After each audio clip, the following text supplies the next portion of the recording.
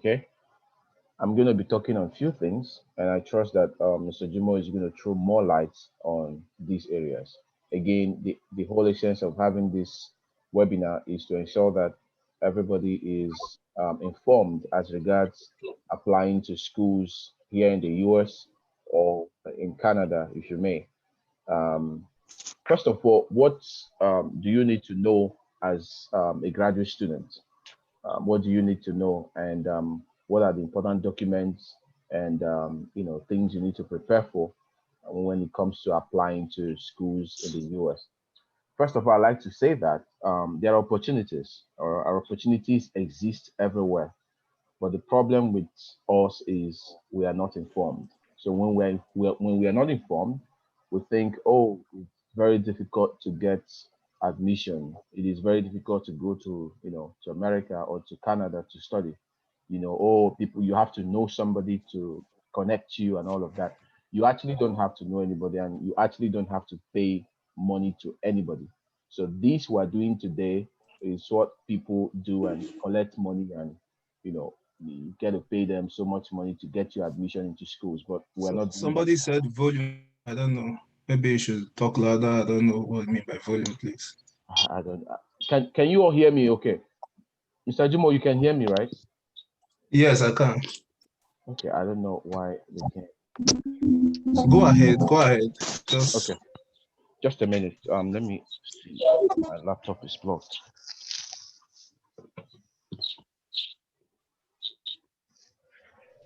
Okay, so okay. They say your volume is good. okay, good, good. So real quick, you like I said, you don't have to know anybody to get into schools here in the US. Okay, all you just need is the right information and the right people. Okay, and we're not doing this to get money from you. We're doing it out of the heart of love that we have, just to make sure that everybody gets the information and the opportunities that we have as well as international students. So first of all, I'm gonna present this. Let's see.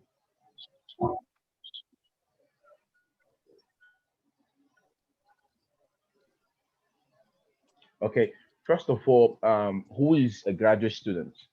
Now, a graduate student is someone who has earned a bachelor degree or pursuing an additional education in a specified or specific field. Graduate degree more than now in the US, you have more than a thousand universities that offer graduate programs here, and they are willing to allow to let you as an international student to come and have your programs here in the US. And it's really important for us to note this aspect of this presentation, because that's to tell you that there are opportunities for you, whether you're from Ghana, you're from Nigeria, you're from wherever you're from, and it doesn't matter the family background. They don't want to know if you are rich or poor. As long as you meet the criteria for application, you're good to go.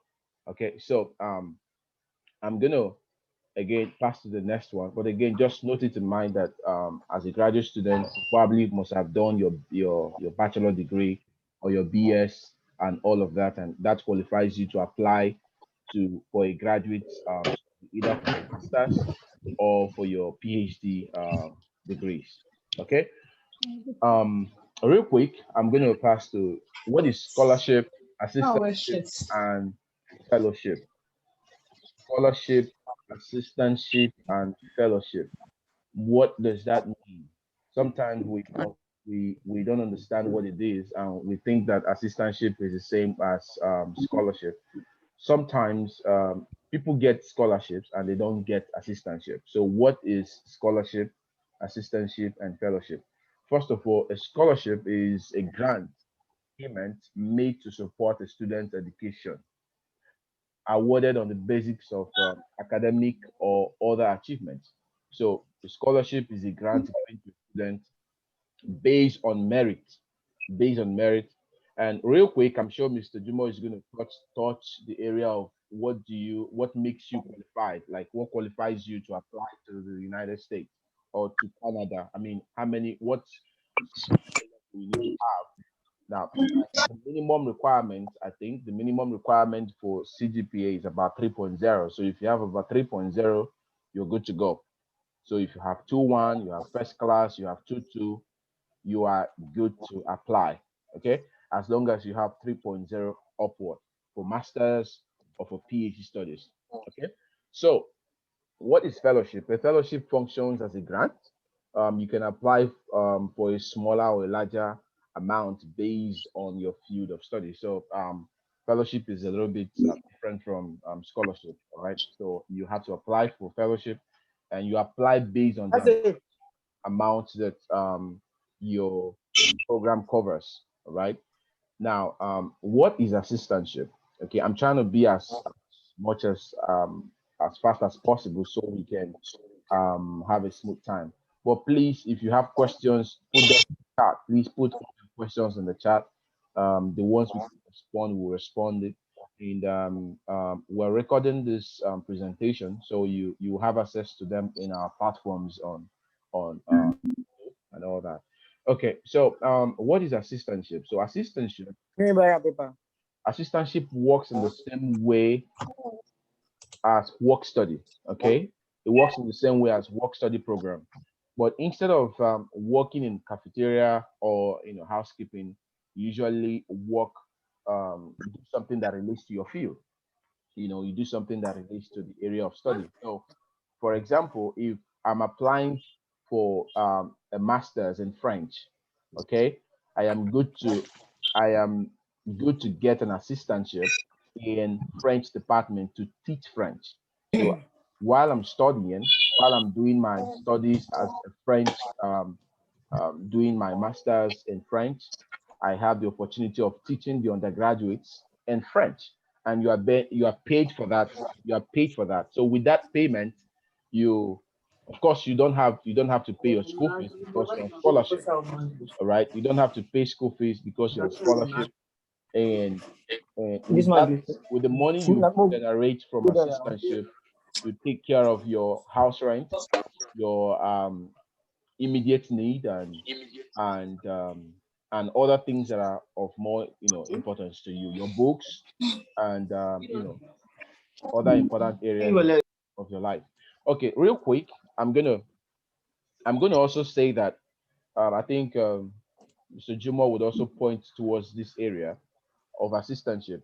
You it's easier for you to get assistantship if you're applying to do master in your field of study, your primary field of study. So if you study geology and you're probably coming to do masters or PhD in geology, it's so easier for you to get assistantship. I mean, you'll be considered before somebody who studied something in maybe biology and applying for assistantship in geology department. So just have to look at these areas of um, you know these areas. Yeah. So what materials do you need? And probably this should be my last slide before I let Mr. Jumo. What materials do you need when applying to graduate school? For graduate school, you need graduate school application form. So this is basically on the website of the school that you're applying to. So um, if you're applying to California University, for instance, you will see this on their website, and it helps you to fill all the information that they need for you to put up there. So first of all, you start with this, and secondly, you have your academic transcript. Now, academic transcript refers to all refers to all the programs that you've done, the certificates, the transcripts that you have from all the programs that you've done. If you have like 3 degrees or 2 degrees or 5 degrees, in as much as you're going to put them in the application form that you have these degrees, you have to provide transcript for them. And this is an area you need to all start. Is if you are interested in applying to universities abroad, the first thing to do is to start with your transcript.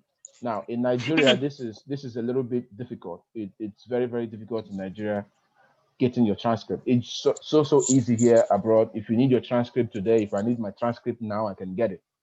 But where we come from, you it's the politics is so strong. So all you need to do is you start ahead. So if you're applying for, let's say you want to apply by next year, you need to start applying for a transcript this year. All right. I remember when I was applying to schools here, one of the I lost about three schools because my transcript wasn't ready. So you need to start processing this. And as regards this, now there's something called student copy, and there is the official copy. So the student copy is called the unofficial copy, and you have to send this transcript to all the schools that you're applying to. And to send this transcript, I think the last time I checked it was about 30,000 naira to send to schools outside your country. So, and of course you have to pay more. You have to pay money for your transcript to be prepared. So you pay like let's say 50,000 naira or like 30,000 or 25,000 naira to your school, and they will prepare the transcript, and then you pay another money for them to send it to school. But the short way out, or the best way to do it, is to request for student copy. So the student copy, they will email it to you, and once they do that, you can, while you're applying to schools, you can write to them and ask them if you could apply with an unofficial copy pending when they give you admission. So as soon as they give you admission, you are sure this is the school you want to go, then you can pay them to send your transcript to that particular school. All right. I hope I'm making sense to everyone. You can pay them to send your transcript to that particular school. And secondly, I would like to talk about statement of purpose, or personal statement. This is called SOP, statement of purpose. Now, this area is also important for you to start, write. You need to start writing your statement of purpose. And what does that mean? It means your objectives. Why are you applying to the school, right? What are your pedigree? What is your background? What have you done? What are your experiences in that field? So if you're applying to French, for instance, to do masters or PhD in French, you have to talk about what, how you started your French journey, your experience in schools and the programs you've done. If you have worked as a French teacher or lectured somewhere, you have to put it there, and all of that. These are is called the statement of purpose. And then you state the reason why, the objectives, the aim and objective, why you are applying to that school, and how that school will help you realize your goal. Okay. And I'm going to come to reference to supporting letter. Now, this part is very important. You don't just give your friends um, to write support letter for you or reference letter for you. Now, you usually need to give it to a professional body. So you have either two people that have taught you in school, and then if you're working presently, you give one to the person you're working with, like a senior colleague in your office. So you have two persons write on your behalf. Okay, you have two persons write on your behalf, and then from your school, and then you have another person from your place of office, who is probably your boss in the office. So secondly, or thirdly, sorry, your professional curriculum vitae. Now, this is also important. You need to start. Now, this is different from, it is totally different from the normal CV you use in looking for job. The difference is that this one states everything that has to do with your professional life. That is your in that area of your pursuit. That if you're doing masters in geology, all the things that you've done in geology, you state them there. It's a little different from the normal CV you just apply and you have a job. This one is longer. All right, this is a longer CV than the one you present in seeking for job or opportunities. I'm sure Mr. Jumo would also put more light on this. Okay, and I'm going to talk about grad school test score. Now, this is one of the main places that you need to focus on. You need to focus. Some schools will require that you present a TOEFL result. Now you have your TOEFL here. Some school require that you present a TOEFL result. Now that does not mean that, oh, since you're coming from Nigeria and you already speak English, they should give you an exception. Some schools, I wrote TOEFL, and I told them I'm from Nigeria, and they were like, hey, you still have to write TOEFL. So there is a list of countries that they give exceptions, and Nigeria is not part of the list of countries that give exception, unfortunately. And then GRE is a requirement. Okay, so it's either you write GRE or you write TOEFL. Some people would rather write IELTS than TOEFL. So they are all the same. It's either you write TOEFL or you write IELTS exam. So, but GRE is mandatory. Okay, is mandatory. But because of the COVID, because of the pandemic, and some schools have waived GRE and TOEFL. You know, and so some people are already taking advantage of this process right now, this waiving to apply to schools. So if you are still going to apply this year, you have an opportunity of not writing a GRE, depending on the school, because you're going to see all the information and the requirement of the school. Each school's requirement is different. So, for instance, the requirement of University of Mississippi is different from the requirement of the University of California. So you just have to be sure that this is what you are required to do. And lastly, you have your okay. I'm going to talk about this exam a little bit. This GRE is about, it's a mixture of what do you call it, mathematics and English. Okay, you just have to register for the exam and start preparing ahead of the exam. And you have to, every school has a score that they need. So once you meet that score, you're good to go. And also it applies to TOEFL. Some schools will require you have about 80 something. Some people prefer you have about 76. It differs from schools. And lastly, you have a graduate school application fee. Now, this is the money you get to pay to applying, like to submit. When you want to submit your application, the application form, this one we talked about here. Once you want to submit this, you have to pay this amount of money. So you have to be ready. um, some schools take $50, which should be about 18,000 naira or so, and some schools take $100, depending on the school. So just get ready and prepare yourself, towards that. So at this moment, I know you all have questions, but I'm going to let Mr. Jimo um, do his own part of the presentation, and after that, we'll all respond to some of your questions. Okay, thank you. Over to you, Mr. Jimo.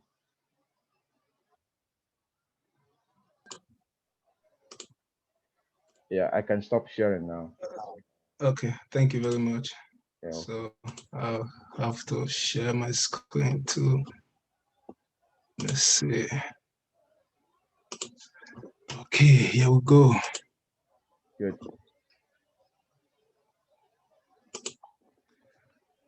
I wish you could set that stuff so that as people enter, Yeah, the default will be yeah. I mute. think I'll just I can Yes, change it to that now. I'll just go back in. okay, so welcome once more. Some people are still joining, which is a good thing. So uh, it will be beneficial. So I'm still going to touch on most of the things that you have said and add more light to them. All right, so I'm Jimo Brimo, and I'm a PhD. I'm a fourth-year PhD at the University of Mississippi. I'm also an international student ambassador for my university at Unibody. As we go on, I'm still going to say more about Unibody, which is a resource that a lot of us will need. I'm also an ambassador for the Linguistic Society of America. And the first question that will come to mind is, why are we doing this? And I would like to tell my story. I started the journey to study abroad since 1998. I started with the Scandinavia countries because I was opportune to have the information that tuition is free, but I still didn't have the resources to apply and all that. The best I could do was to apply uh, for their brochure and go through it. After that, I tried UK. I remember sleeping in the embassy for 4 days and I was still rejected. And then I started trying France before I tried Canada.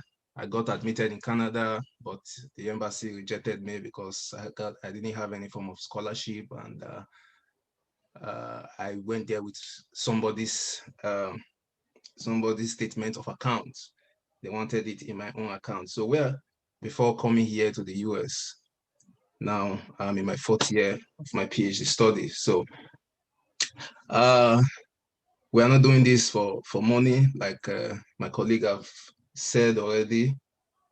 It is free because most people who really have the desire to do these things cannot really afford money. I know of other group, just to be a member of the group, you have to pay 50,000 naira. For me, that's just a little bit too much. Okay, so that is that about that. So we'll move on now to what I call the university and college system in the United States. All right. So we have different categories of universities and colleges. You have private, they also call it state universities. Now, the major thing about these universities is that they receive a lot of money from the government. But private universities, they have their own funds. So you have different types, the profit for profit and not for profit. And then you have colleges, community colleges, you have liberal arts colleges, and then you also have Black heritage colleges. So why do we need to know about these universities? You don't want to apply to community college, okay? The standard will be too low for you. You might have problem with immigrations and all that, and you might not get funding because they don't receive a lot of money. Liberal arts, if you are going for undergraduate, you could go for colleges of liberal arts, but you know, it is not as rated as the public universities and the private universities.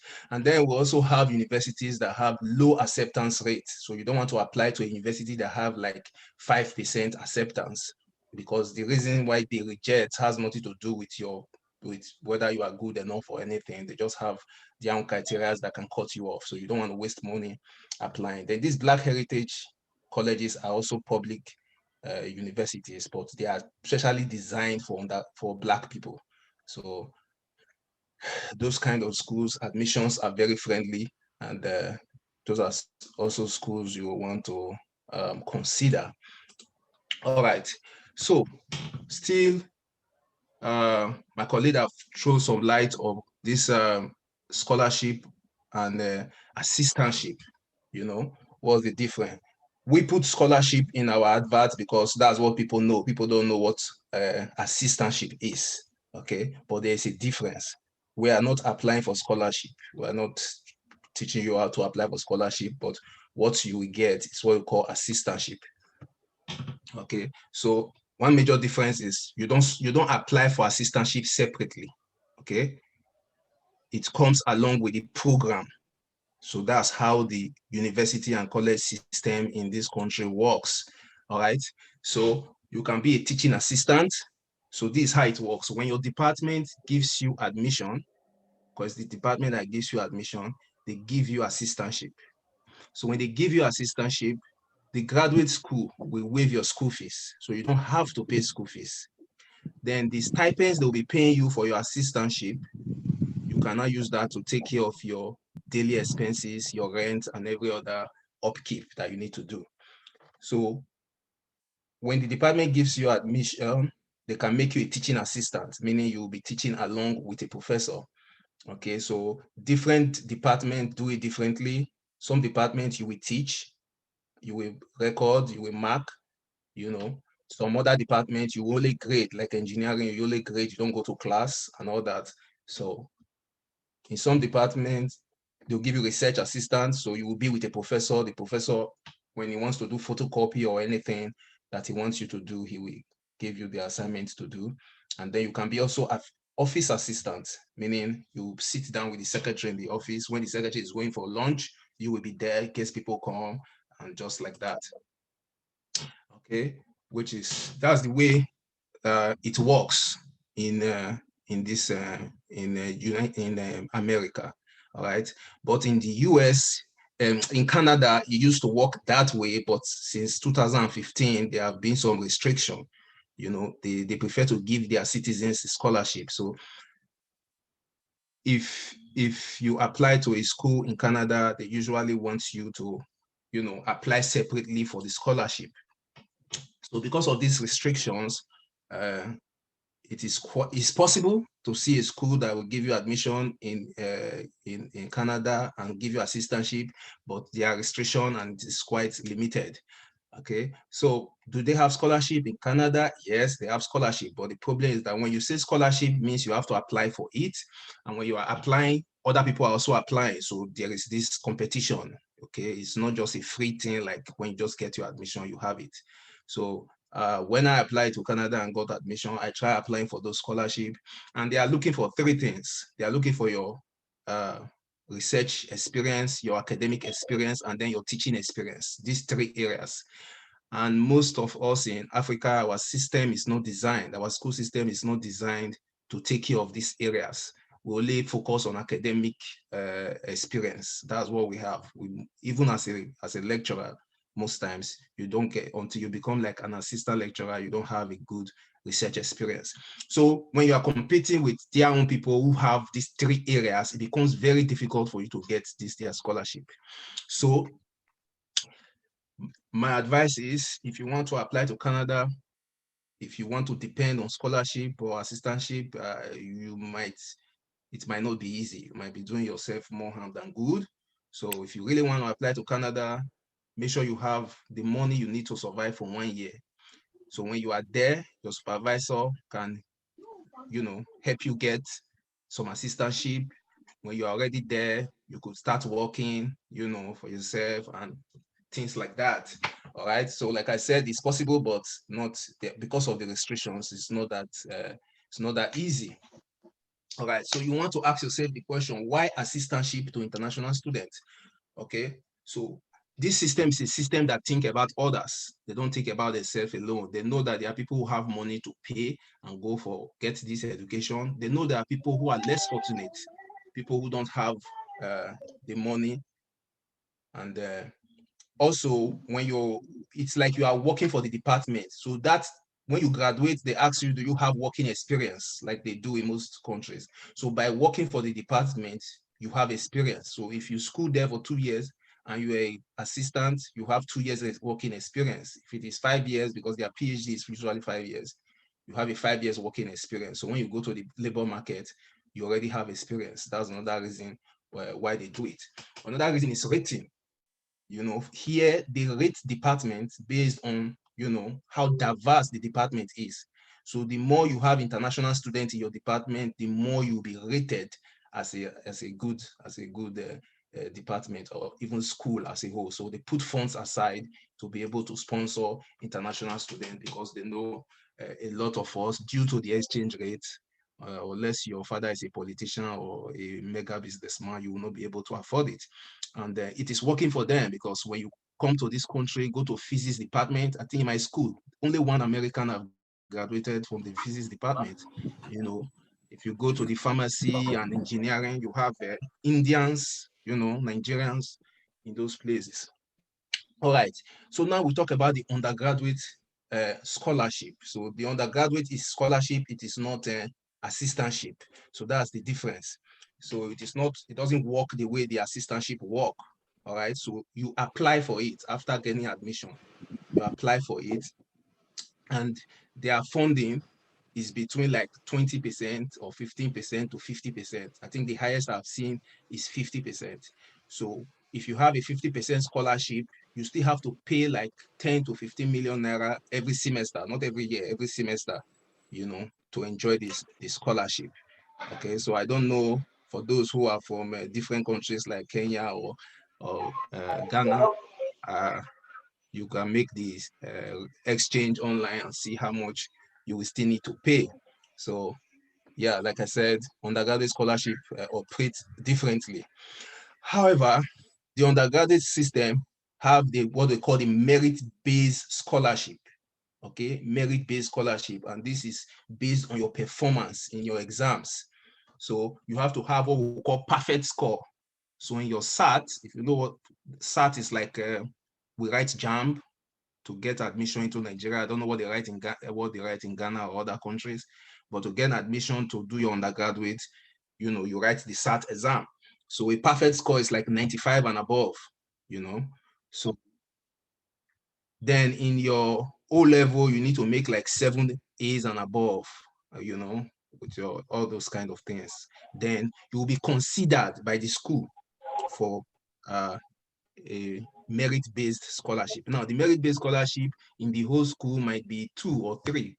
Okay, in a department, it might be 2 or 3. So if you are a Nigerian or a Ghanaian or a Kenyan and you write that exam and you score, let's say 72 or 75, 92 or 95, and then you have 2 or 3 other Americans who score the same thing and they are applying to that same school and they have only 2 slots, okay, you'll be rest assured that they will consider their own indigent, their own citizens before they consider you.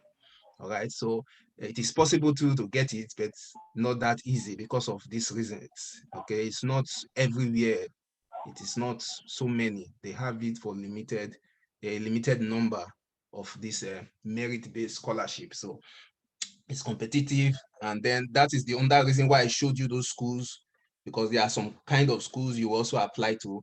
It will become a problem because more people are applying to those schools, so you have more competition. So yeah, for undergraduates and for Canada, those restrictions exist, but in the US, when it comes to your master's and your PhD, most times student department don't give you admission unless they can take care of you. Okay, so it's when we send you links and you are looking through, you shouldn't be looking for scholarship. What you should be looking for is financial aid. So under financial aid, you have a lot of different kind of financial aid. The one you as an international student qualifies for is the teaching assistant or the assistantship. So when you see scholarship will not be for you, it will be for the children. If you see fellowship, see a lot of other stuff, it's usually for their people. If you see merit-based or the name of somebody, let's say Obama Fund, Ford Opportunity, one thing, or any kind of title, it's usually for their citizens. Where we international students, like I said before, it's a system that thinks. So they have different financial aid for different kind of people. So the one that we fall into that we are qualified for is usually that assistantship. So once you go to financial aid in the school that you want to apply to, what you should be looking out for is for assistantship. Okay. All right. So like I said before, it's very competitive. Okay. So that having been said, we'll now look at the requirements which justice have adequately talked about. You need your transcript. You need your statement of results. Yeah, your statement of purpose. And what is statement of purpose? Statement of purpose simply means, why are you coming here? Some people call it statement of intent or letter of intent. So it is the place where you have the opportunity to brag about yourself. Okay. Most things you have said in your CV, it's time to put them in words in this place. Okay. So you want to tell them how you volunteer to teach 100 level while you were in final year. You want to tell them how you were the president of your department and yet graduated. Normally people say in Nigeria that a first class in Nigeria is a 2-1 here, or is a third class here. All those things are nonsense. This is where you want to tell them how you worked hard to get your grade, whether it is first class, whether it is 2-1. This is where you want to boast about yourself. You don't want to be humble in this letter. Then you have writing sample. Okay, so this is what I'm talking about again. In Nigeria, we only have like assignments, group assignment, and things like that. But in the American system, you have final papers. By the time you become an undergraduate and you keep going on, every semester, the class you are taking, they will ask you to write a final paper.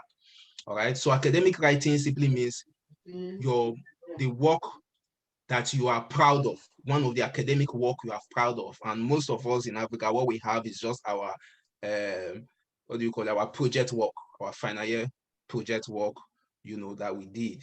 But right here, apart from your final year project work, you have papers, 10 papers that you always write. So the one you think that really represents you, where you really did research to show that you have the capacity to come and do research, that's what this writing sample is about. So why submitting the writing sample, the departments will tell you, some will ask for 4 pages, some will ask for 12 pages, based on what, if they specify. If they don't specify, you can write as long as you like, but it must contain an introduction, a body, and a conclusion.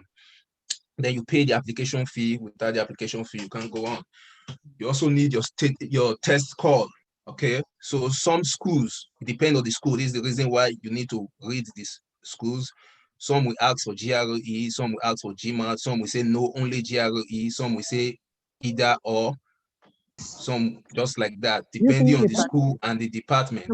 Then in America, they accept TOEFL, Need to go generally and buy speaking, pad. Don't TOEFL. take money from my bag. Need to buy pad. Go and take money from that wallet. One. Please mute your mic. You are obstructing. Thank you. So some schools also accept both. Sometimes it's a department thing. Some departments we accept. There are departments that don't require test of English. There are schools that don't require it from Nigerians, Ghanaians, Kenyans, because our official language is English. But some schools and some departments, they will tell you whether you are in Nigeria or not, unless you have schooled in America, US, or Australia or UK for up to 2 years, you must provide it. So I generally advise people to make sure they do it to increase their chances. Then reference letter. The thing I want to say about reference letter is that a lot of people always want to depend on one big professor to write reference letter for them, which is very, very not which is contrary. What you need is someone who have taught you and that has time for you. Because I've seen a case where somebody was applying to Canada and wanted a big professor, and the professor got angry and never wrote it, and she lost that admission. I could remember vividly. She had to reapply again the next year after the time and money and the stress. So you don't want to meet a professor that has a big name but doesn't have your time. Some just have a template. They just write two paragraphs and they send it. You want someone who wants to, pour out their mind for you, not someone who is not accessible.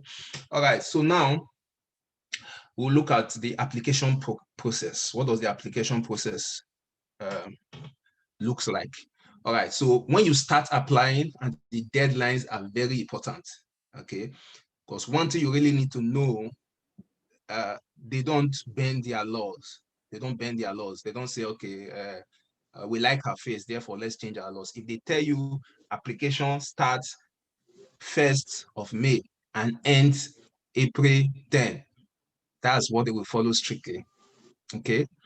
So you want to be conscious about when you start and when you are going to end.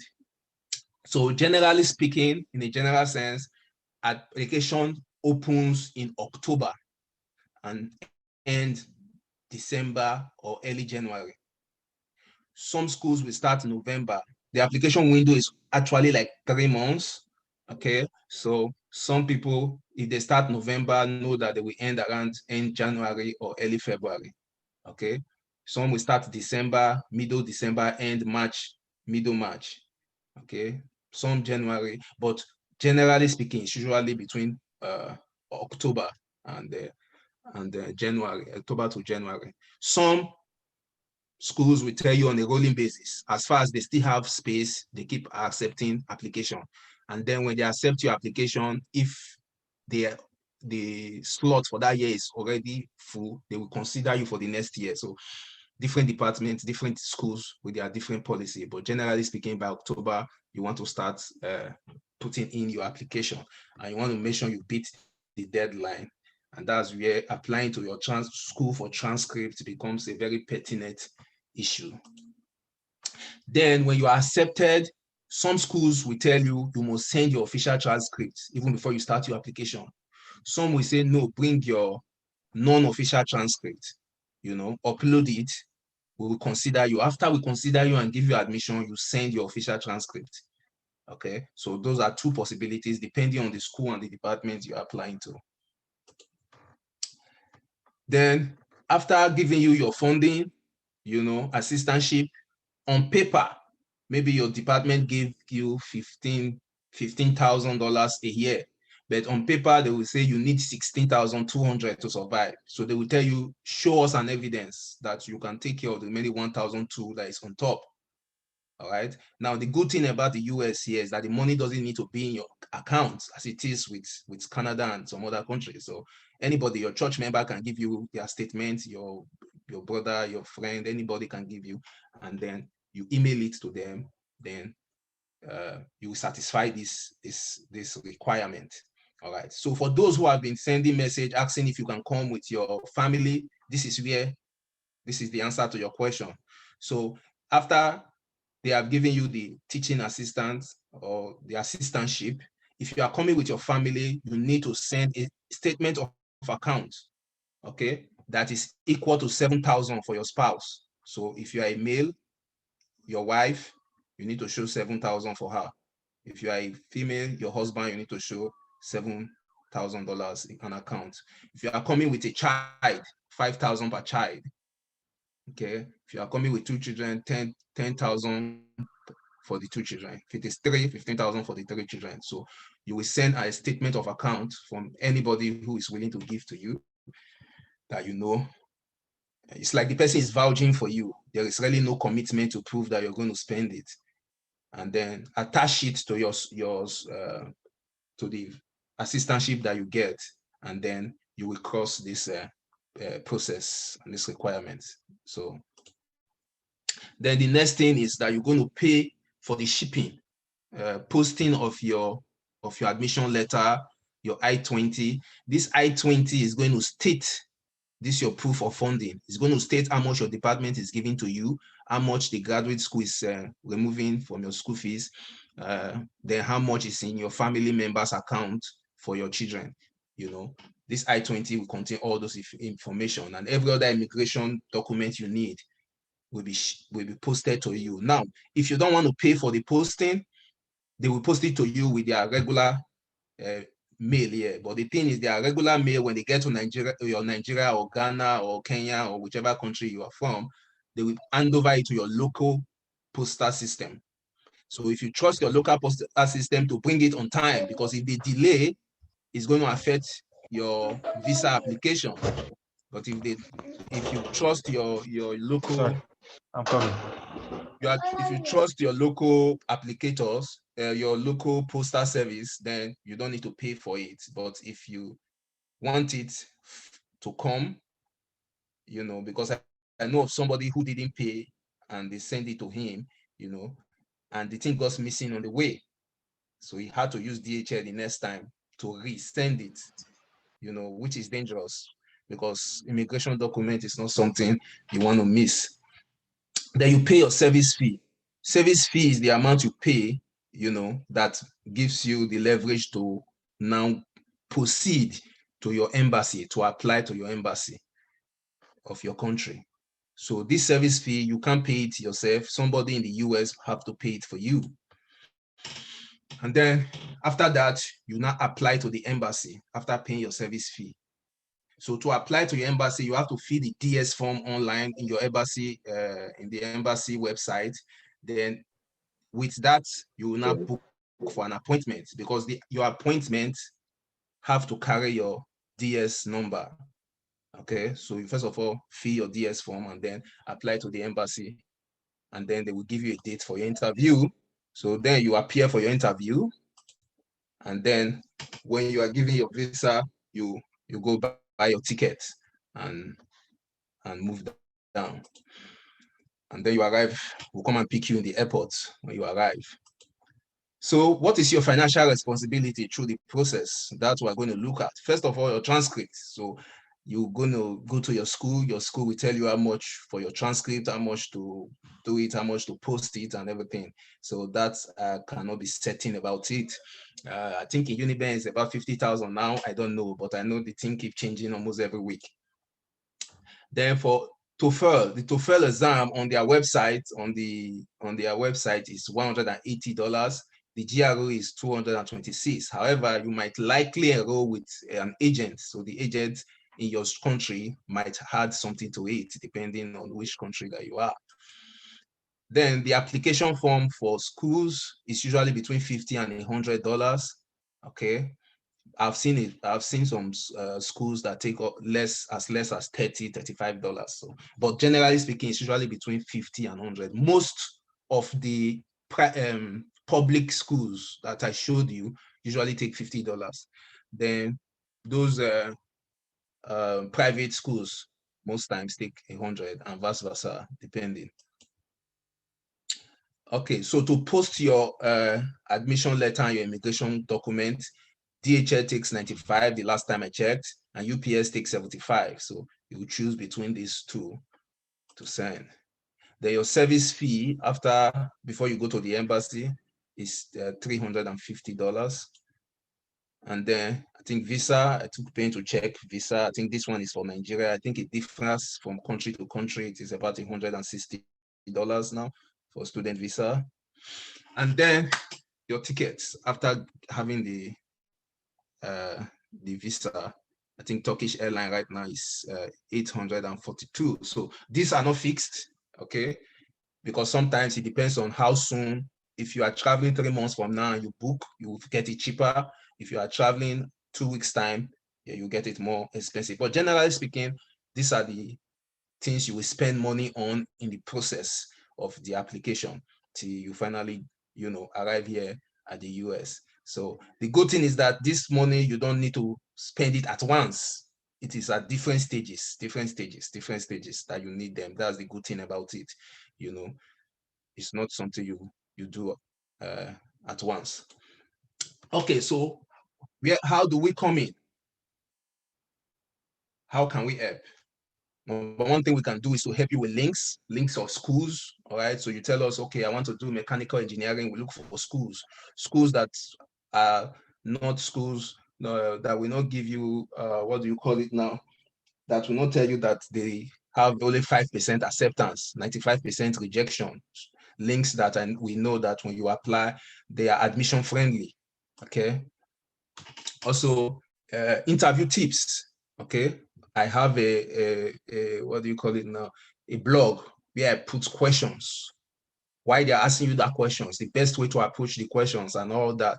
So when you get to that stage, links like that, we can also help you with them to prepare you for your interview.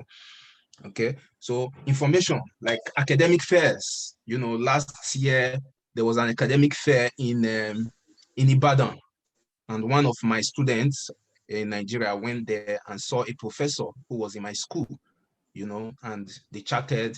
He got the links that he needed and all that. So these academic fairs happen around, just maybe because of the COVID this time, they did it online like this, and I attended. So information like that, where you can meet people one-on-one and talk, we will be able to help you with such information.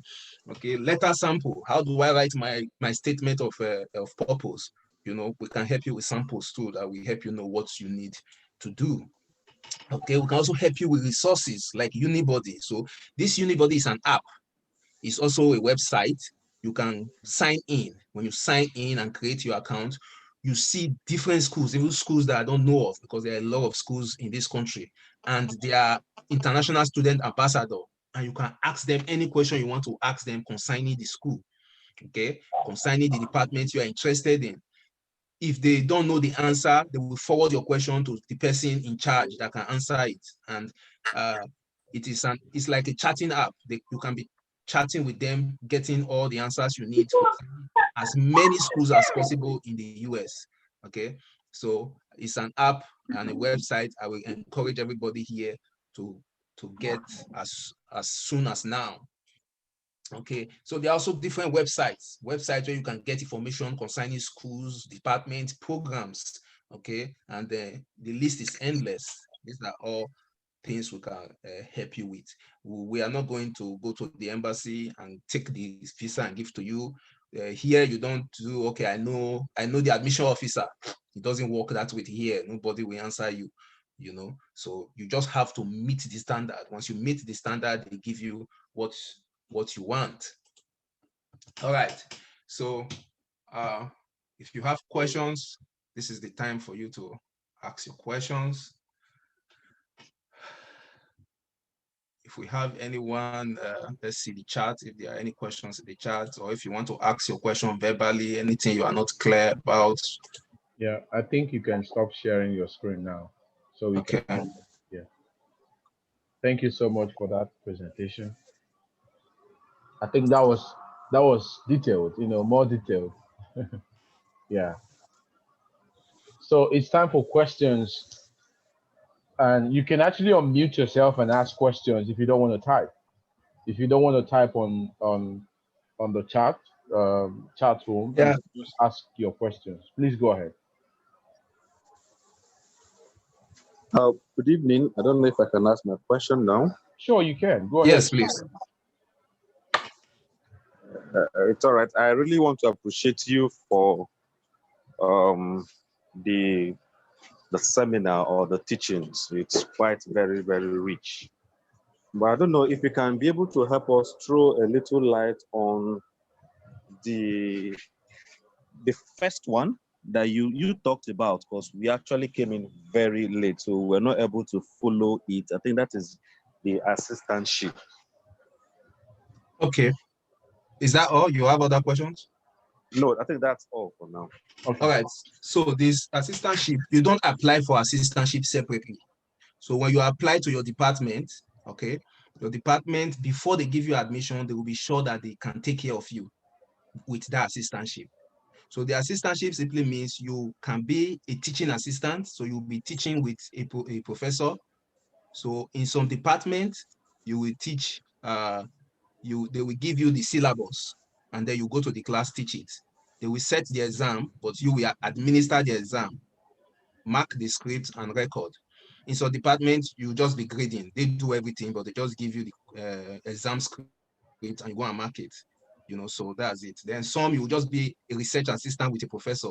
So when the professor is in the lab, you will be there. If he wants one tube, he will ask you to bring it. If he wants one thing, he will send you to do it. If he wants to make photocopy, he will send you whatever he sends you. So you can also be an administrative staff. So administrative staff, you sit with the secretary. When the secretary is going for lunch or errand, you will be in the office to attend to people, to receive the phone calls or any other thing that's going to happen in the office. So that's how assistantship works. It's like you are working for the department and the department is paying you. And because the department has given you that assistantship, the graduate school will now waive your school fees. So you don't need to pay your school fees. Then the stipends, you will be paid every 2 weeks or every month, depending on the state. You will now use that to take care of your upkeep, your rent, your feeding, your books, every other thing. So that's how assistantship work. Okay. Thank you. There's a question here. John, you want to ask a question? Please go ahead. Yes, I would like to ask a question. Concerning the TOEFL exam, the TOEFL, the GRE, and the GMAT, what do you think one can do in getting this TOEFL, doing the TOEFL exam and everything now because of the lockdown and the restrictions for the COVID now? How can one actually get do the exam and all those other? That's a very good question. Thank you for raising that question. Because right now most schools are waiving it because they know because of the pandemic you can't write it. So if there is any time to apply to schools in the US now, it is now. A lot of schools, a lot of departments are waiving it. You just send your transcript, that's all, and they give you admission. So admission has become easier right now as we are talking because of this pandemic. But a lot of people don't know.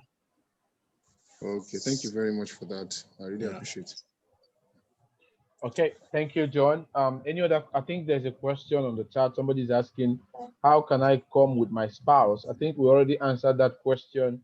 How to come with your spouse? It's actually possible for you to come with your spouse. Like once you are given admission, you can come with your spouse, but you have to make sure you pay for the admission. For the application fee for your wife to get a visa, and that should be like what do you call it?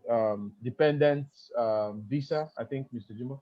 Yeah, dependent visa. Yeah, F2. Yeah, F2. Dependent. Yeah, F2. You are coming with F1, and then your wife is coming with F2. Go ahead, please. Now, now this presentation will be available on our YouTube. So in case you miss anything, you can go to the YouTube and watch the whole video. Exactly. We'll also put sections on the Facebook the Facebook page, not my main account, but in the Facebook page, the Perfect Perfect scholar Scholar. page, So yeah. most of these things we'll put them in section there. So what you want to know, obviously you came late. The first thing is, after you have been given your stipends, you have been given your assistantship, okay? They will give you a letter to that effect. Then you now have to provide a statement of account. If you are coming with a spouse, that's $7,000 you will show, and the money does not need to be in your account. Anybody can give you their statement of account that is up to $7,000 to show. Okay. Then if you are coming with a child, it's $5,000. So if you are coming with both, it will now be $13,000. You will have to show that someone who has it in their account is vouching for you. So once you show that, they will put it in your I-20, which you will take to the embassy. So when you get to the embassy, you also have to pay the visa fee of your spouse or your child, and then you'll be able to bring them down. That's what you need to do to come with your family. Thank you. Hi, Jim. Yes, Good please. evening, everyone. Hi, good evening. Good evening. Thank you so much. I really enjoyed the presentation. So I wanted to ask, in terms when you're applying with your spouse and your children, is it actually advisable to apply when you're just getting the admission, or you go there and they can come to join you after you're like settled down and all that? What do you guys think? No, it's Okay. actually okay. Go ahead, Jimmy. There are different ways you can do it, depend on you and your resources. You Yeah. can, as you are applying, you apply along with your family at once. As a matter of fact, I think the embassy prefer that one, okay? Okay. Or they say they prefer that one. That's one way to go about it. So you go there with your family and apply at once. Another way you can do it is you go, maybe you are resuming in a month or two time. So you go there on your own and apply. When you get the visa, you will now go and apply for your family, then Okay. book an appointment while you are even still in Nigeria, and then your family Yeah. will go. And then when they give them, you move together. But Mhm. for, like, I know somebody who has a wife and 4 children, so he didn't have the money. He didn't have, that's how many? 4 children times 5,000, that's 20,000 plus, that's 27,000 in his account. And he doesn't have the money for the tickets for 6 people. So what he did was to apply for himself first and come down. He was here, then save money for like a year, and then apply for the family. Okay. However, it is still dangerous to do that, because if you meet a very stubborn immigration officer, they will say, okay, why didn't you take them the Apply first time when you were going? Okay, there was that one did masters. He now applied for the wife when he was already in his second year, and they rejected her more than 3 times because they were like, your program is almost over, so what do you need your wife there for? If you have stayed there for 1.5 years, why are you not calling her now that you're almost done? So Okay. they rejected him almost 3 times, Okay. so those are the possibilities. So Thank I you. think, Okay. Thank you. yeah. Thank Yeah, you very much. Thank you're you. welcome. We have a question from Ayodeji. Ayodeji is asking if the stipend is enough to take care of your spouse and the house, take care of the school. Yeah, your stipend should be enough. It still depends on the school you're applying to. Stipends differ. If you're applying to, some schools have more stipends, some schools have lower stipend, but that should be enough to take care of your rent, your immediate need, and of course, also take care of your spouse if you're Jimo, you want to. Yeah, so you have to be careful, because some schools might promise you more stipends. A school might tell you 20,000, another school will tell you a year, another one will tell you 15,000 a year. But the trick is this: America is truly a democratic society. So some society, you don't spend the same way. So if you are in New York, you are receiving 20,000, and then you are in one town in Florida, you are receiving 10,000. You'll be surprised that, cost of living in New York, that money that you are receiving is nothing. But in the town in Florida where you are receiving 10,000, you will be saving even half of your income. So that's the trick about that, the issue of stipend. So is the stipend enough? I will tell you, yes, it is enough, because, you know, when you are here, there are so many opportunities for you to survive. Okay, there are low-income houses that you can rent. We have food pantries. Food pantries, you have state food pantry, national, even in your school. I'm a volunteer in my own school food pantry. So as I'm here, if I need food, I just apply. And then by 3 o'clock, they will send me a text message to come and pack all the food I'm looking for. So yes, it is very enough as far as you live according to your pocket. Okay. Exactly. There That's are the word. cars of 30,000, for example, but you will still see a car of 1,000 in this place, and they will both carry you, take you to where you are going. So if you live according to your income and go to buy things where you're supposed to buy things, it will be very enough for You you and can your save. family. You can even save, and if you want to do projects at home, you can still do. There's a question here. We have lots of questions. I hope we can attend to all the questions. But if you have questions that regards to what we have presented before, I would advise you go watch the videos on our social media handles. But the question here is somebody's asking if can the stipend. Okay, I think we've answered that. How can how can we get the links? Okay, so we have a WhatsApp group, all right? Right now the WhatsApp group is full, right? So you have our social media handles. If you are not on the social on the WhatsApp group, sending it on the WhatsApp group. But if you're not there, you can always write to us on the social media handles, and we can always send these schools to you.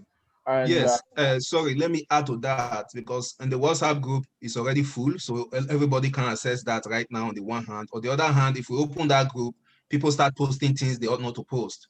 So if you want a link, just go to our social media handle, send your question there.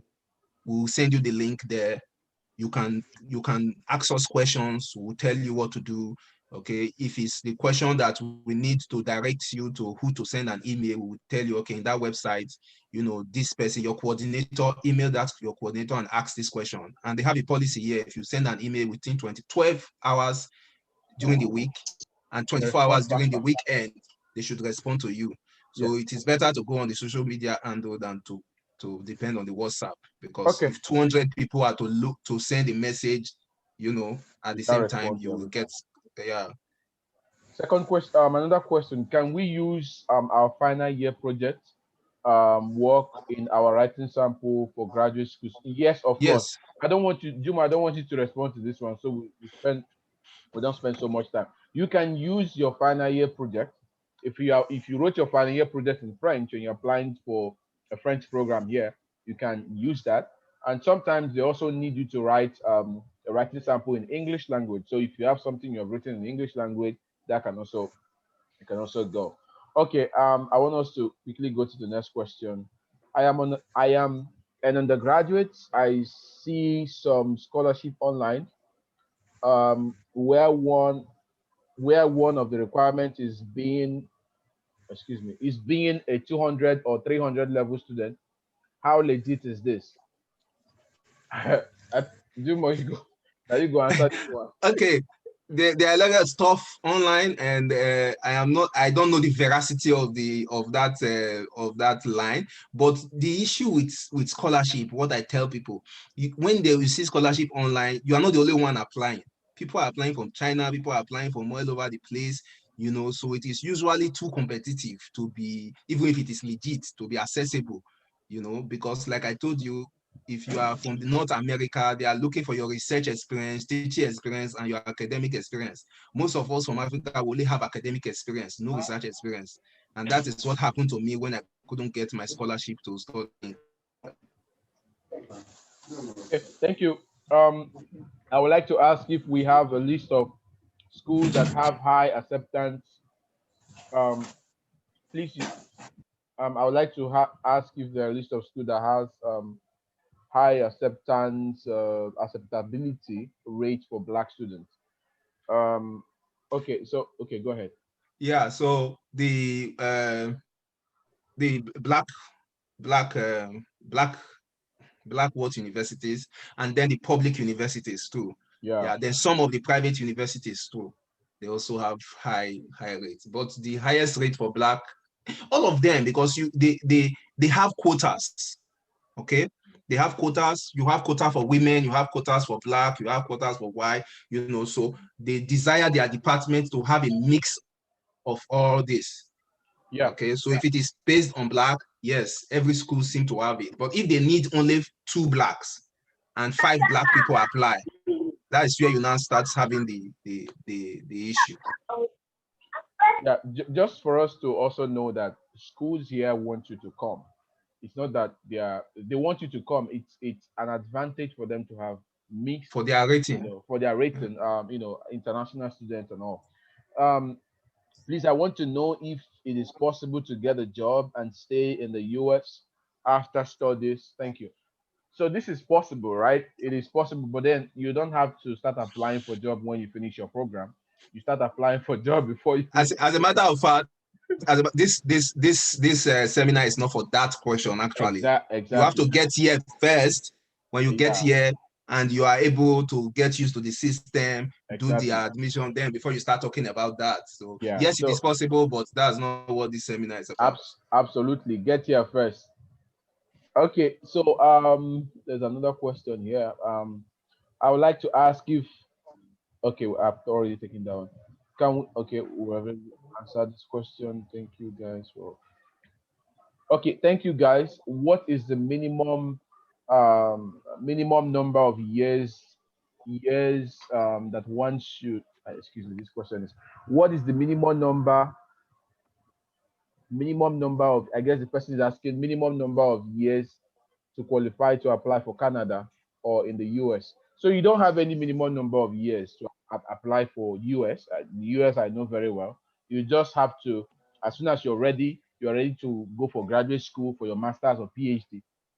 Just apply. You don't have to have years of staying at home, and you don't need all of As that. far as your transcript is out, they just want to see your Exactly. transcript. That's all. Absolutely.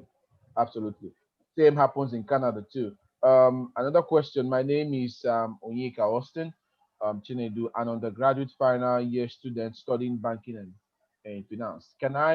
Start can I start the process of seeking admission in this country now? Onyeka, No, I would advise because you you need finish your your program. transcript. Yeah, you need your transcript, you need your school Yeah. certificate, you need a lot of information from that you can only get until you have finished your program. So it's important you finish your studies first and then do your NYC and then come over. Okay.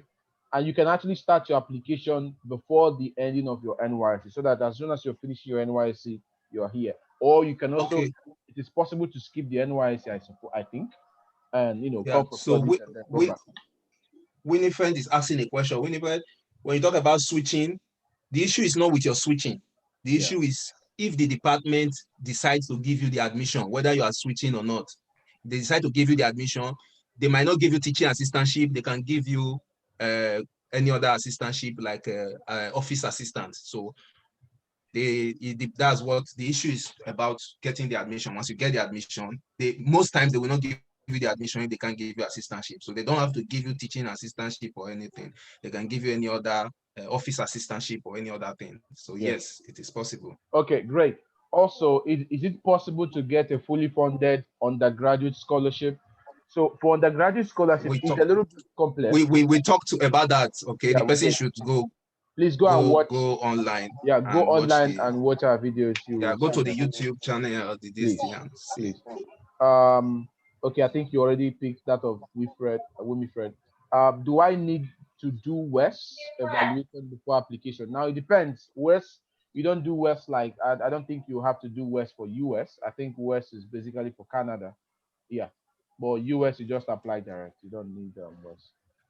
The only advantage of WES is that once your document is with WES, you don't need to go to your department, because I suggest applying to at least 3 to 4 schools. Don't just apply to one school. That's my advice, to increase your chances. So if you're applying to 3 schools, maybe you apply this year, they didn't give you, you want to apply next year, you don't need to go back to your school. You just go to WES and WES will send your transcript to them. That's the major advantage of WES. But whether it is a must, no, you don't need it. Thank you. And Omar, your question is how can I get a student residency after studies? So this program is not for that. we probably would have a section for that. You have But to you have to study get here first before you talk of after study. study first, and come. Get here first. Do finish your program, or before your program, you know, there are programs, there are opportunities. We have the career department here Let's that will always come and talk to you about getting job and getting your residency permit and all of that. So this platform is not for that for now. This is just for you to get admission and come in here. Next question is, can an undergraduate get a full scholarship? We have responded to this question. Yes, you can get a full scholarship, but go back to the video, to our social media handles, and watch that on the YouTube. You might get a full scholarship or not. It depends on the school you're applying to. Next question is there anything one needs to do before he or she becomes an international student? I mean, once you're applying, you're already an international student, as long as you're not from the United States. yeah, You are an international student. Okay. yeah. Once your Um. admission is accepted. Yeah. Yeah. Thank you so much. Okay. Okay. That's um. What are required grades? Now, I don't understand it. This yes, Required I grades. understand what the person is saying. Okay. Yeah. So now generally our standard is 5.0. Here it is Okay. Okay. 4.0. Okay. And the required grade is actually 3.0. Yeah. However, on paper, that's what they say. Okay, so in other words, you need to have a 2-1. However, I've seen people who have less than that, yet they get the admission. So admission is not just only based on one thing. If a professor say this person have pass, and the professor say I'm still interested to work with the person, they will give you admission. Yeah. Okay, if like for example, I know of somebody, my pastor's wife, who had HND, and she did a master's with HND. So I know somebody doing his PhD. He was a lecturer at Uniben. His, his cutoff was not up to the cutoff for PhD, but he was accepted in Florida and he's there with his family now doing his PhD. So on paper, they tell you not more than 2-1, but if your work is interesting, you apply and the department see that they need you, they will still give you admission. So that's the thing about that grade. So Okay. that's where you don't want to apply to Ivy League schools. Yeah. You High want high to school apply to schools that are, admission within your. friendly. Okay. Thank you. David is asking if there is an age limit for masters. David, there is no age limit for masters and PhD. No, As long as you have finished your undergraduate studies and you are good to go, you can apply. I mean, we have I, I, who are okay. Go ahead. I have I had a classmate who was a retired old soldier. Uh-huh.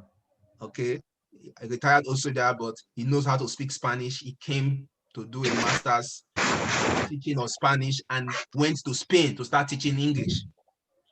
Okay, a retired old soldier, so you can guess his age. Go ahead. Please, the mail to be sent to the school. What should it entail? Now, every school has a graduate coordinator, so it's the graduate coordinator you have to talk to, if just in case you are not satisfied with what you have on what the information they have on their site.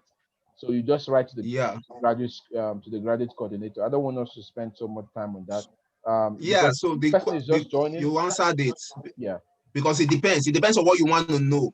yeah, That depends on the email that you send. exactly. Absolutely. So we don't have more questions. I think we have responded to all the questions, but please, if you have more questions before we have 10 more minutes to end the meeting, do you still have questions, please? Yeah, so let me put the social media handles Yeah, again so please that do. you can follow up. Yes, Okay. please. We are Yeah, active. so We are active, and again, if we don't respond to you immediately, that does not mean we're not going to respond. At some point we get busy with work, and because of time differences, we might be sleeping, or so just put your message in, and don't flood it. If you ask questions that relates to something we have already treated here, we'll just refer you to going to watch this video, because it's more detailed than we don't want to just keep repeating and repeating and repeating. Okay. All right. I don't think um There is more question. Do we have more questions, please? Okay. All right. Somebody's asking. Um. Okay. And the application process, because I joined late. Yeah, you get all the information on the video. Everything is there. We recorded the video. You will get it by the time you go back to the video. All the information you need for application process, everything is in the video. Another person has a question. Please, can we get sample CVs? Well, we can. Everything is online. The problem with us, we must say, is the problem with we Nigerians, or not just Nigerians, or some of us, is that we don't like to do research. Everything. No, so, Justice, Yes. just answer the question, all right? If you want the CV, send us a message on our Instagram handle, Okay. and then Okay. we will help you with CVs. Okay. That's not a Okay. big deal. Okay. And again, we can also help you with statement of purpose. So as long as if you need your statement, if you need statement of purpose on how to write it, I can send you my own, or Jimo can send you his own. So you have a template on how it works and how you can arrange yours to applying for to schools here in the US or in Canada. Okay.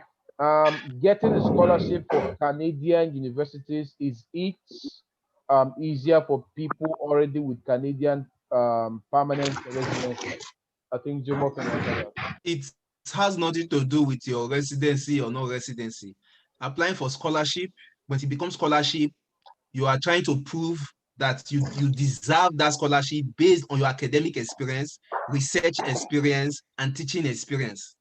So if you make a first class 5.0 and you have not had any research experience, you have not had any form of teaching experience, the person who made less than you but have a balanced CV where he has done a research assistant with a professor and done and taught under a professor will be selected ahead of you. Now, this is the issue with scholarship.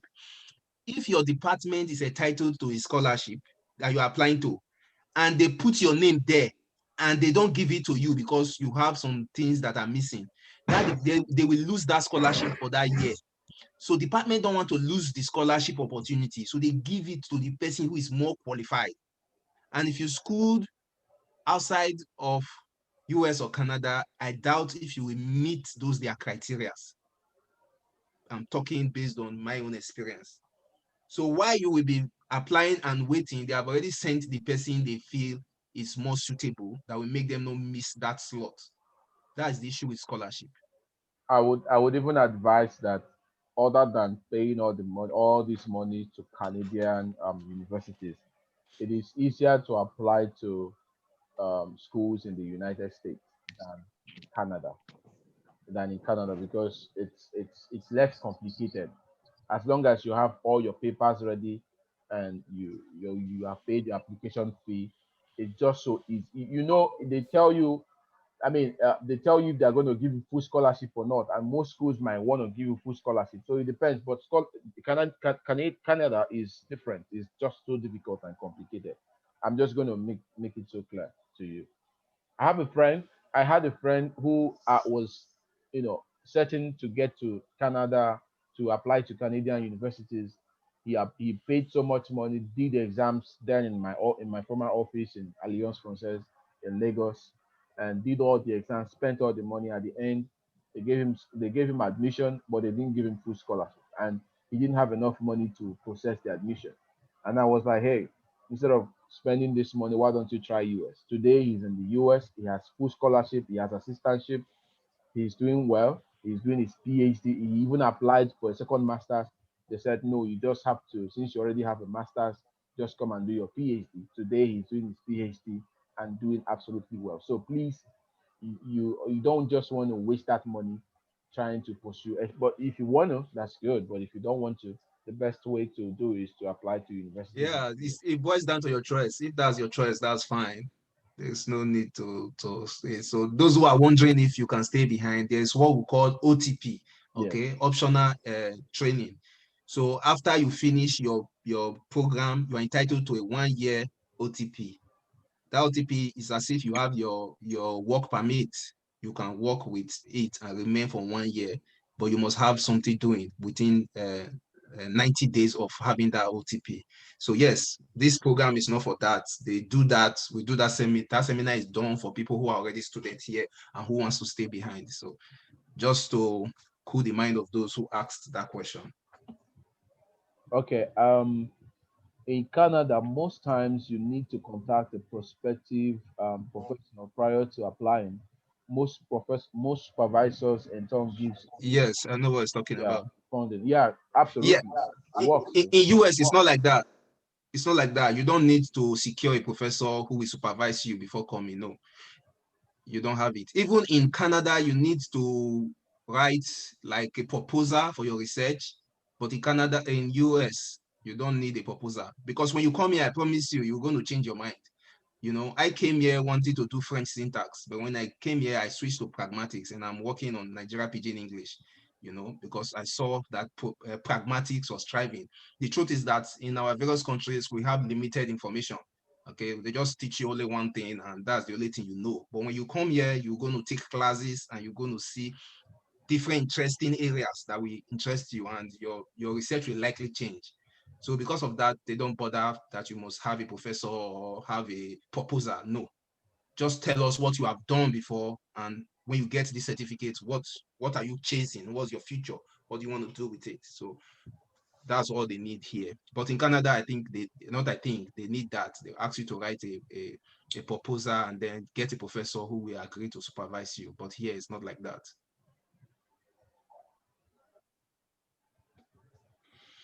Yeah, any other question? No other question. So um we I think you can stop sharing. I'm seeing something here. Let me see. Again, you can always request for template of surveys and SOPs, that is statement of Okay. purpose, in our social media handles. We will be glad to send you some of the templates so you can draft your own out. I'll be glad to send you mine, and of course, my colleague would also be very glad to send you the template. I think there's a question. Uh, Okay, somebody is asking for the video of the meeting. yeah. All right, so you'll get it on our YouTube channel. Then you saw that the Perfect Scholar is a page.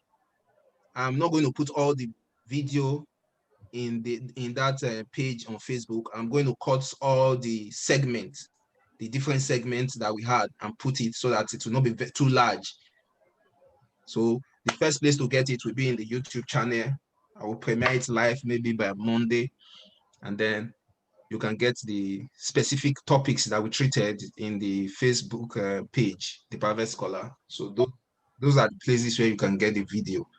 As from hopefully next week, Monday, that should be ready. So in case you missed this is the handles, this is the YouTube channels, the, what do you call this one now? Instagram, and then the Instagram. Facebook page. Mhm. So it's a page, it's not the main account. I'm already having issues with with Facebook, with my main account, because they said there was too much activity on it and they blocked me. I don't know what their problem is anyway. Okay, there you go. Any other thing? Okay, no more questions. Thank you so much, everyone, for joining us.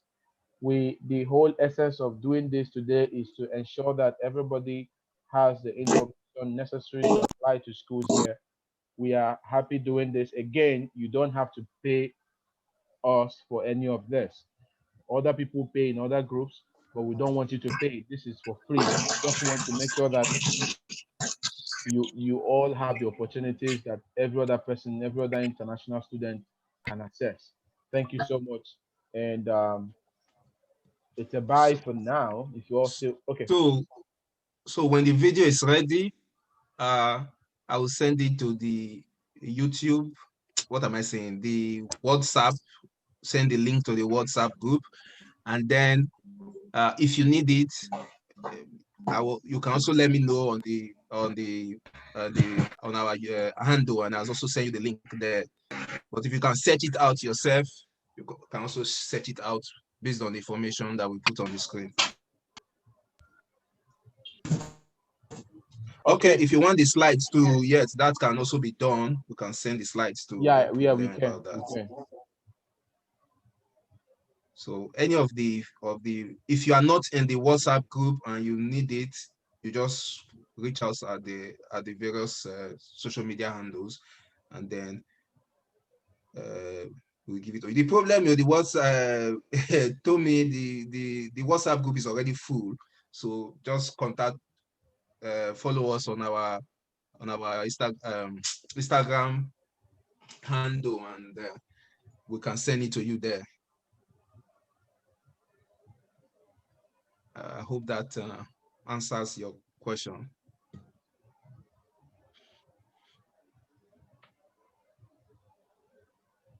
Yeah.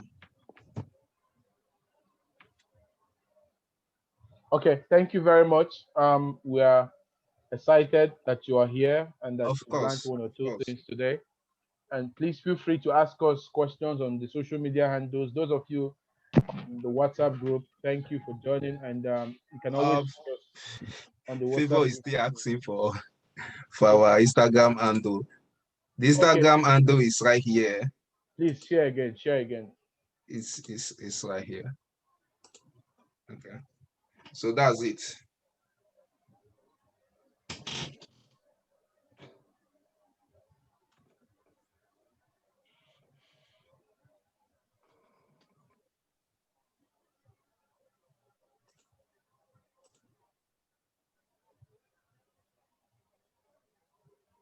Yes, that's a good idea. So we might make it something we do quarterly, maybe. You know, we might make it a quarterly thing. So yeah, of course. Yeah. We also would love to keep in touch with all of you applying, because another thing we want to do is not just to give you information. We want to know how far you're progressing. You know. Yes. I know of a person who is currently. The person spoke to me about this program, about applying. January, as I'm talking to you, the person already got his transcript ready, and he's writing the exams as soon as possible. So we want to, keep track of your progress and see how we can help. And by the time you eventually get to the US, by the time you land in the airport, if you're not coming to our school, we should be able to connect you to people probably we know in that state that will be able to help you. So it doesn't just stop in you getting admission. We just want to make sure that we follow you up until you get here. And any other thing that we can also do to help and ease your study here and abroad, I would love to do that. Can people do it before any application session? You don't need DEF for French. No, yeah. You don't need DEF for French. It's a good. All you need is your BSc. Once you have your BSc, you don't need DEF for French. You can come do it. Can people do it before any? I don't understand what you mean by it. What's it? Can people do what before application session? You don't need DEF. Just apply. America is not a French-speaking country, so they don't really ask you for DEF. And real quick, please let me say this. Please do not regard all this. There's this information going around that they will tell you, well, America is an English-speaking country, so why are you coming to America to do PhD in French or masters in French? I must tell you, the same curriculum, the same way you are learning, you are doing PhD or masters in French here in the US is the same way they are doing in France. So you don't have to go to France to have a PhD or masters in France in French. All right. So we have good professors, French professors from France, and all of that. So you don't want to miss the opportunity of trying to go to France because of French or anything. Just the way you learned the French in your country, so the same way you learn exactly. it. Yeah, and They have study abroad opportunities for you to go to France or Canada or any other country you want to go. I know of somebody who came to do German. Her German was not very good, so they asked her to go to Germany for 3 months and brush up her, is it 3 or 6 months to brush up her German? So that's not an issue. Do you need SAT for and GRE for French? Actually, you need GRE for admission into the school. It's like writing JAM. You can't say because you want to study French, you won't do JAM. Okay, so GRE and SATs are admission requirements. It has nothing to do with French. So yes, you need it for the admission.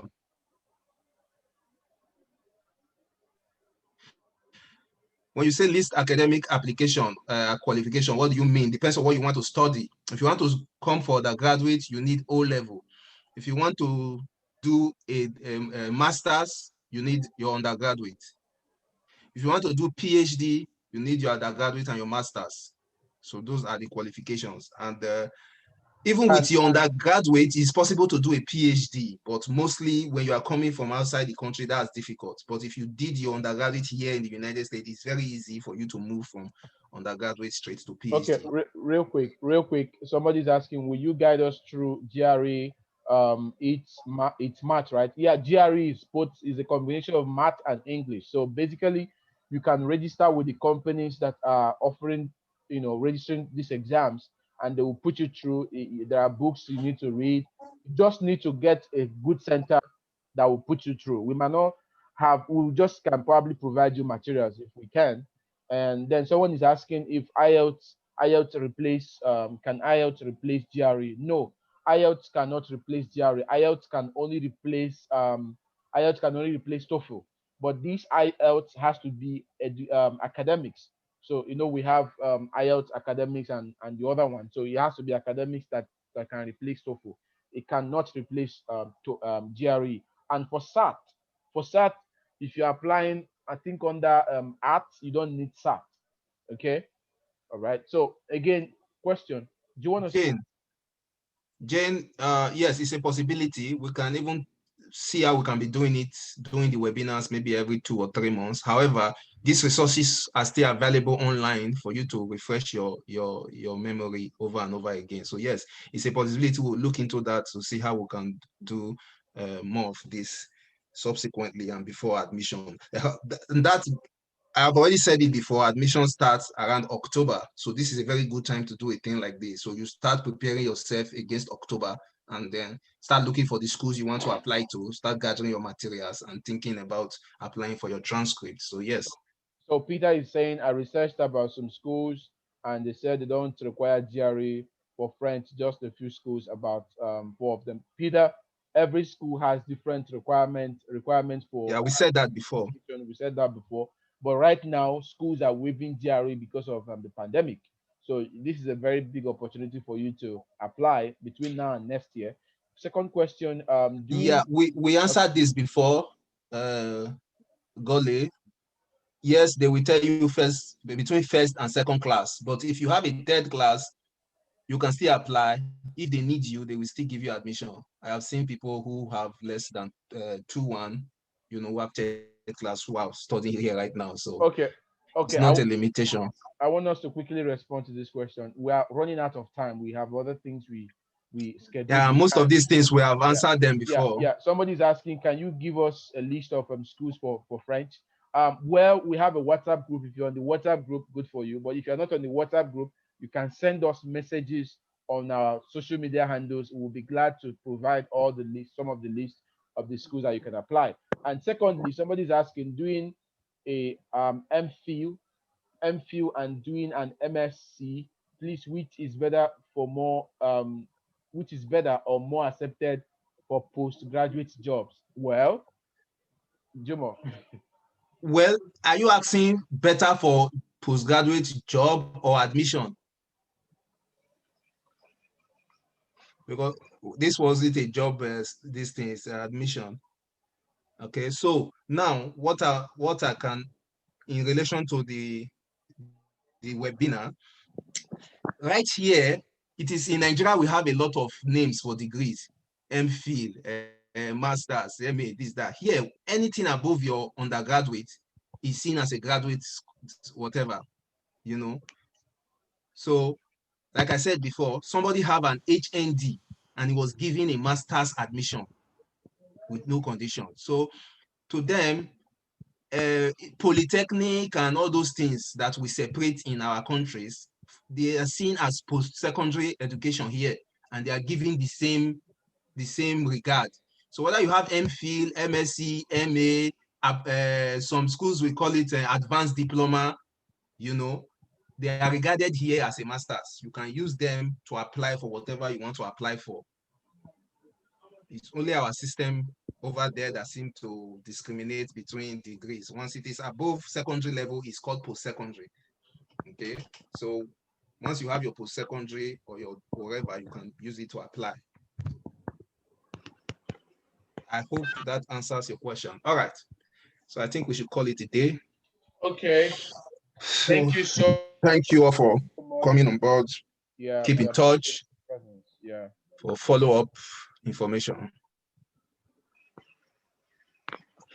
All right, so